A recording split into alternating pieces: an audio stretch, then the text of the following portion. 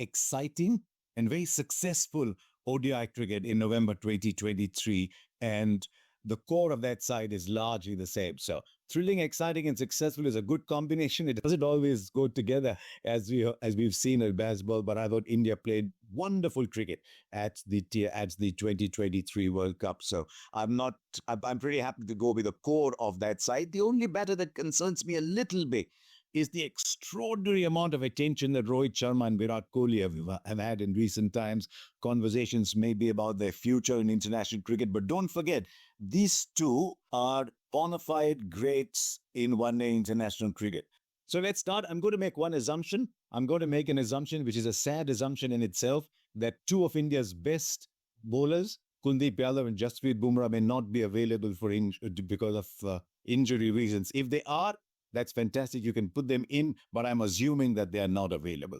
So let's start with the openers then. Easy to pick. Rohit Sharma, Shubman Gill, they average over 72. If you take a minimum cutoff of 25 innings, they were fantastic playing together. But I'd still like to see Yashasvi Jaiswal as an option available there, especially because of the left-handedness and because the conditions might be conducive to his style of batting. If they're a little slow and low, you need that kind of player to get you off to a start. So I'd like Yashasvi Jaiswal in that team too. And so I'm picking three opening batters, three opening options in Rohit Sharma, Shubman Gill, and Yashasvi Jaiswal.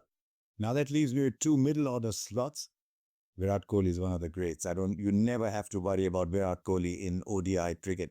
I think he can be playing ODI cricket long after you and me have all gone. You put Virat Kohli in, he'll still score runs in ODI cricket. I'm making that assumption. I think it's a very fair assumption to make. I still want to see Shreyas Iyer in. I thought he was one of the big successes of the 2023 World Cup. He's had a pretty decent domestic season, went to the Vijay Hazare Trophy. I know you can't read too much into it, but with some players you see, have they had time in the middle and what have they done? 325 runs in 5 matches. So I'm happy for Shreyas Iyer to be my last middle order slot. So those are my 5 batters in the side. 3 opening options, 2 middle order options. Anyone can bat anywhere really in that side. Now I'm looking at 2 wicket-keeping options, and luckily both India's wicket-keeping options are perfectly capable of playing in that middle order, in fact playing anywhere, purely as batters too. So KL Rahul gets in straight away. I really do hope that he's fit enough and plays the one-dayers against England. You can't go into a big tournament cold. And there's a temptation to look at someone like a Dhruv Jurel also as a finisher. But in one-day international cricket, I still want to see Rishabh Pant in there somewhere. I don't even mind seeing Rishabh Pant as a pure batter, batting anywhere from 4 to 6, 7. So I've got KL Rahul and Rishabh Pant as my 2 keeping options. Those are 7 fantastic batters. If they're in form, they're a dangerous side to go into a tournament like the Champions Trophy.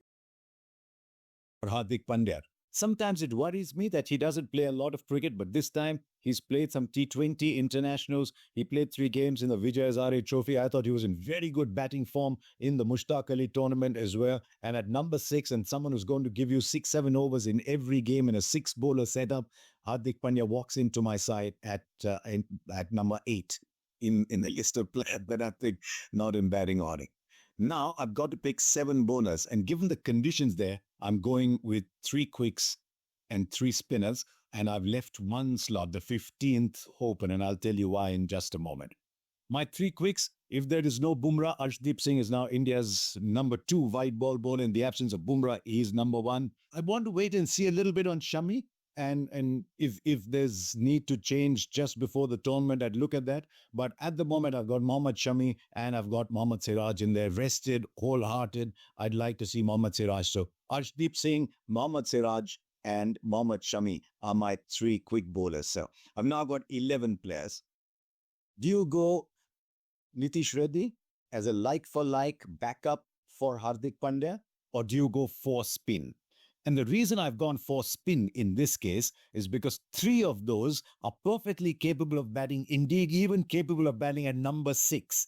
So if you want to set up, say Hardik Pandya is injured, you don't have a Nitish Reddy, you can actually play 3 seamers and play 3 spinners in there, each of whom can bat anywhere, as I said, but 6, 7, 8. So I've gone with 3 finger spinners. Sometimes in those conditions, finger spinners are good, and they are your all-rounders in the side. So I've gone Jadeja, Akshar Patel, and Washington Sundar, all left-handers too.